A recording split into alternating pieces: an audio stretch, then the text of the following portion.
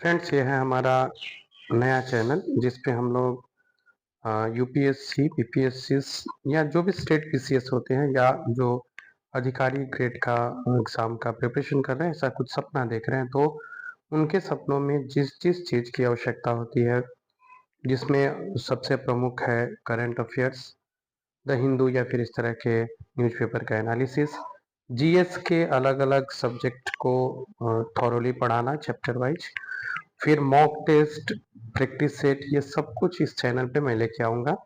हम लोग का प्रयास ही है इस चैनल पे आपको एक कॉम्पैक्ट स्टडी मटेरियल अवेलेबल कराना।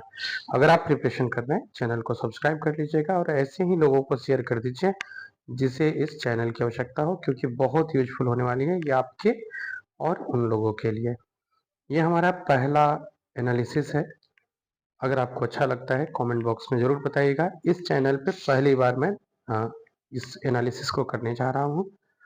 बाकी डिस्क्रिप्शन में और भी डिटेल्स अवेलेबल है, आप वहाँ से जा कर के अपने स्टडी को और भी बेहतर बनाने के लिए जितने सारे हम लोगों ने प्लानिंग्स किए हुए हैं, जिस पे काम किए हैं, आप उस सब का फ़ायदा उठा सकते हैं।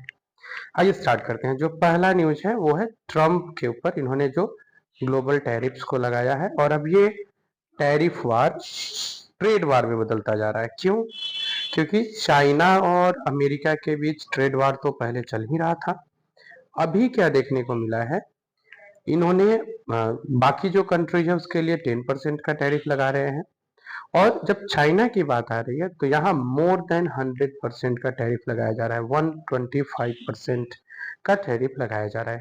हालांकि चाइना ने भी 84% का लगाया है। अच्छा, चाइना ने जो रिटर्न में लगाया है इसको हम लोग प्रोटेक्शन टैक्स भी कह के बुलाते हैं। ठीक है, प्रोटेक्शन टैक्स कहते हैं। जब से ये सरकार में आए हुए हैं डोनाल्ड ट्रंप, तब से ये विषय लगातार बनते चला जा रहा है कि किस तरह से ये चीज़ों को मैनेज करें, स्पेशली जब बात आ रही है आपको टैरिफ संभालने की। करेंट अफेयर्स में भी जो स्टैटिक विषय रहती है वो, और सेपरेटली भी स्टैटिक विषयों का हम आपको एनालिसिस लेकर के आते रहेंगे और इस चैनल पे थोरोली सारे सब्जेक्ट्स को पढ़ाया जाएगा, सब्जेक्ट्स वाइज और चैप्टर वाइज भी। नेक्स्ट न्यूज पे हम लोग बढ़ते हैं और ये न्यूज इकोनॉमी से जुड़ा हुआ है। आरबीआई ने अपने रेपो रेट्स को कट किए हैं बाई 0.25%। तो ये इतना इंपॉर्टेंट नहीं है, इस आंकड़ा को याद रखना। ये समझना इंपॉर्टेंट है कि रेपो रेट होता क्या है और इसको कब कट किया जाता है। देखिए, रेपो रेट या आरआर इसको बोलते हैं। ये जो रेपो रेट है ये मॉनेटरी पॉलिसी के तहत लगाई जाती है। आरबीआई ये लगाती है कमर्शियल बैंकों के ऊपर। कमर्शियल बैंक जब आरबीआई से पैसा लेता है तो उस पैसे के बदले में जो इंटरेस्ट रेट देना होता है वही होता है आरआर, मीन्स रेपो रेट।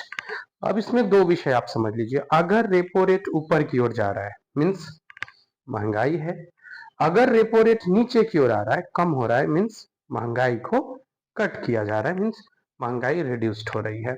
ये इकोनॉमी में इन्फ्लेशन चैप्टर है। मैं कल ही उसका वीडियो बना के आपको शेयर करता हूँ इन्फ्लेशन को लेकर के। बस आप थोड़ा हमें सपोर्ट करें कि और लोगों तक पहुंचने में हमारी मदद करें और जो लोग को भी ये यूजफुल लग सकता है उन तक जरूर शेयर कर दें। तो ये एक याद रखिएगा, रेपो रेट गिर रहा है मीन्स इकोनॉमी में ग्रोथ है, अगर अप हो रहा है मीन्स इकोनॉमी डाउन चल रही है। ठीक है, आगे बढ़ते हम लोग अपने अगले इस पेपर में जो अगला न्यूज है उसको देख लेते हैं। मैं इसको थोड़ा नीचे करके नेक्स्ट न्यूज पे चलता हूँ। यहाँ पे एक पिक्चर है और ये पिक्चर आर्ट एंड कल्चर के लिए इम्पोर्टेंट है। यहाँ देखिए एक शब्द यूज हुआ है, इनएक्टमेंट ऑफ वेलाकली। वेलाकली, और ये आपको तिरुवनंतपुरम केरला में यहाँ से ये संबंधित है। और एक और शब्द यहाँ पे आपको यूज देखने को मिल रहा होगा, पांडव कौरव वार महाभारत। ये जो वेलाकली है जिसकी डिपिक्टिंग की जा रही है, जिसका यहाँ पे नाटक के रूप में प्रस्तुत किया जा रहा है, ये फाल्गुनी फेस्टिवल मनाया जाता है साउथ इंडिया में, उसी के अवसर पे ये किया गया है और ये पांडव और कौरव के युद्ध को दर्शाता है। ठीक है, हुआ कहाँ है ये, तो ये केरला में है। तो ये हम लोग याद रखेंगे। ये पिक्चर से कई बार प्रश्न बनते हैं, कई बार पिक्चर से प्रश्न बनते हैं। नेक्स्ट पे आते हैं हम लोग। Kerala and Tamil Nadu to conduct Nilgiri tahr census. UPSC इस तरह के प्रश्न को बहुत पसंद करती है। जब भी किसी स्पीसीज के बारे में बात हो रहा हो या नया कुछ मिला हो तो उसको यूपीएससी बहुत शिद्दत से देखता है या फिर उससे जुड़े हुए क्वेश्चंस प्रायः आपको देखने को मिल जाएंगे। चलिए, तो ये नीलगिरी तहर है क्या और कहाँ पाया जाता है? केरला और तमिलनाडु कंडक्ट कर रहा है नीलगिरी तहर के सर्वे को। तो ये याद रखना है हमें, नीलगिरी तहर का जो सर्वे है उसको कंडक्ट किया जा रहा है। इसका कॉमन नाम नीलगिरी तहर होता है। साइंटिफिक नेम है इसका नीलगिरी ट्रैगस हाइलोसिरियस और ये बोविडेई फैमिली का आता है। ये जो बोविडेई फैमिली है ये बकरी और भेड़ से संबंधित है। पाया कहाँ पर? वेस्टर्न घाट्स, तमिलनाडु, केरल, इससे इसका संबंध है।